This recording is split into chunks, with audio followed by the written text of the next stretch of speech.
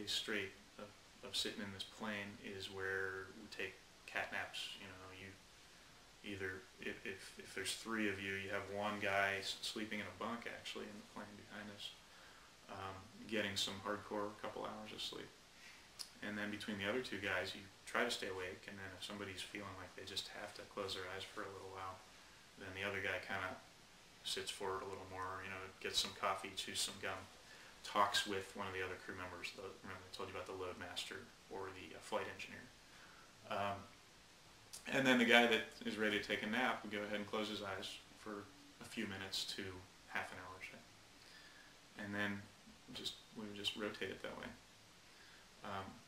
Over the years, after we tried that, it got the attention of NASA, and they did a big study on it, sleep rest cycle kind of study, and they confirmed that this thing that we were doing was actually, they gave it a name, physiologically they called it microsleep, and microsleep was really beneficial for being able to recharge your body in small quantities. And it's not something you want to do every day of your life, but that worked pretty well.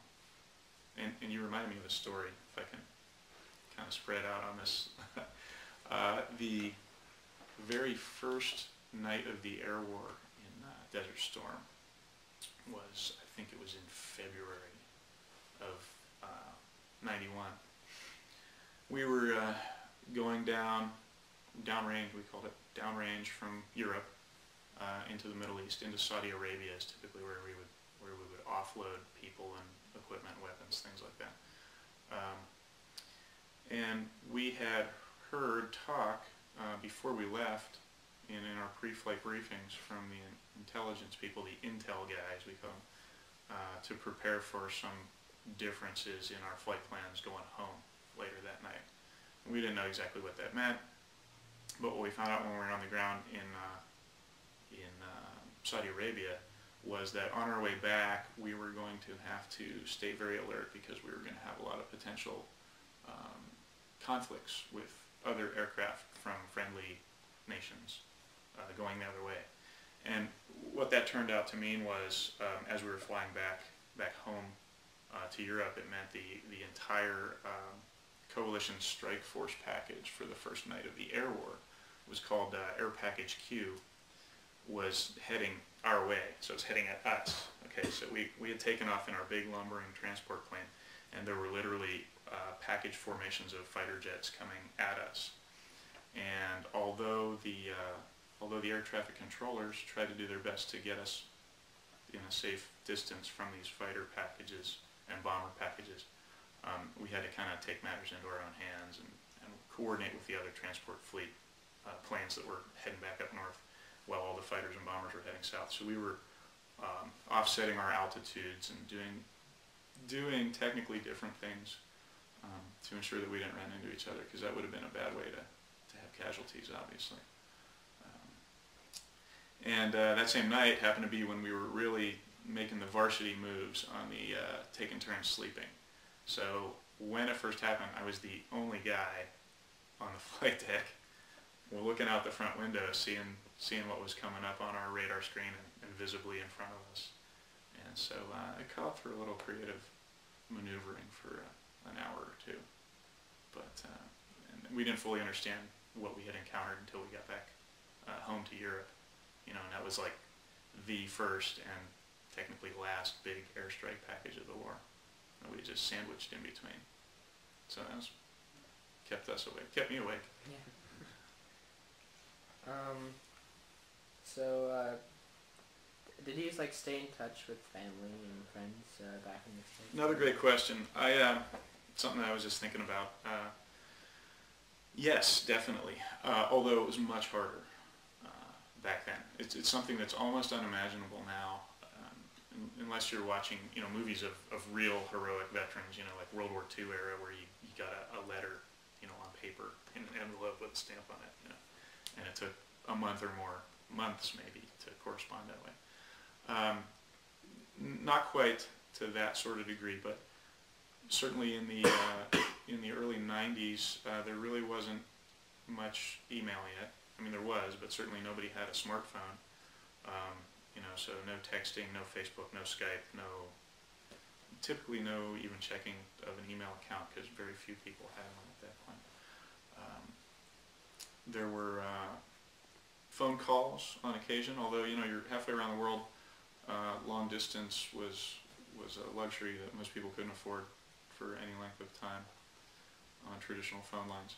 So what would happen is we would occasionally get a chance to have a morale call, and we would do that via what we called a phone patch.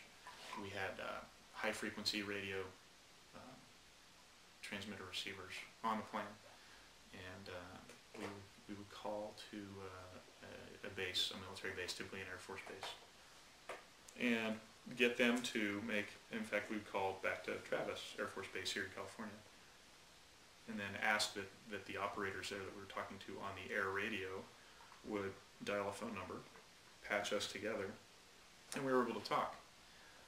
But it was always really brief, and it was absolutely scrutinized, because we were in the middle of a lot of classified, warfighting operations. So it was pretty tough to stay in touch on a regular basis. It was definitely not daily, and sometimes not even weekly. But when the Desert Storm conflict kicked off, I was already dating my future wife, and by the time that was over, not too many months after I came back, then I proposed and we got engaged. In fact, I think it was about a year after that Desert Storm was over that we were engaged. So yeah, it's very difficult to keep in touch with people, and I do wonder now, there isn't any of that absence of communication between people typically. So I do kind of wonder, if anybody ever feels that way anymore, where you're longing to be in touch with somebody and you can't. I'm not so sure that scenario really develops with anybody anymore. Even with our current folks serving overseas, fighting in the war in Afghanistan. I mean, they can get in touch with family and friends virtually every day or so. So it's very different situation now. Who did you keep in touch with when you were keeping in touch with people? My then girlfriend, my parents, sometimes my roommates. I actually had some roommates, one of which was a classmate of mine from the academy. We had a house in Vacaville, and a couple of his brothers. I would see the one that was in the Air Force, because he was in the squadron right next to mine. So we were both stationed at Travis, so I would actually see him out on the road sometimes. A lot of other friends.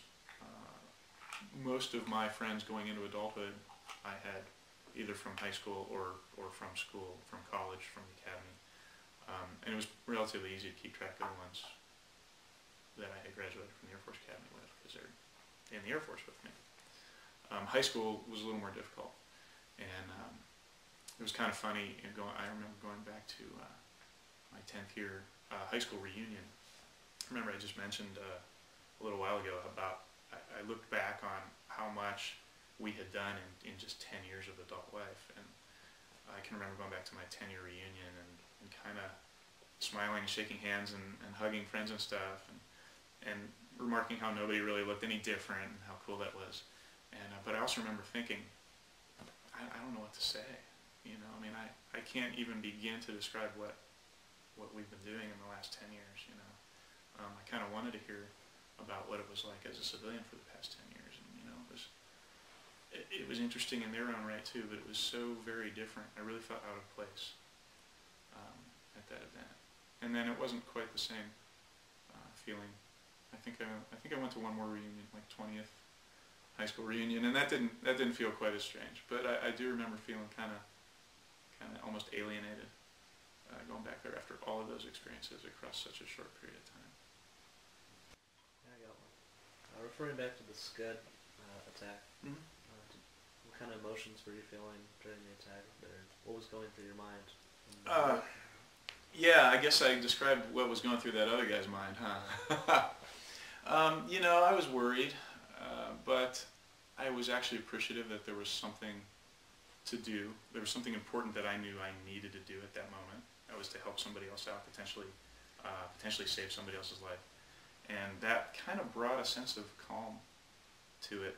Maybe it was a foolish calm, because the next thing I remember doing, after making sure that the lieutenant was all properly bundled up, was I said, you know, we can't even see the fireworks from here in this big old ditch, so why don't we climb up to the top and check it out? And so we did, and we were both foolish, but at the same time, I think we both kind of got the idea that, you know, look, if it's going to land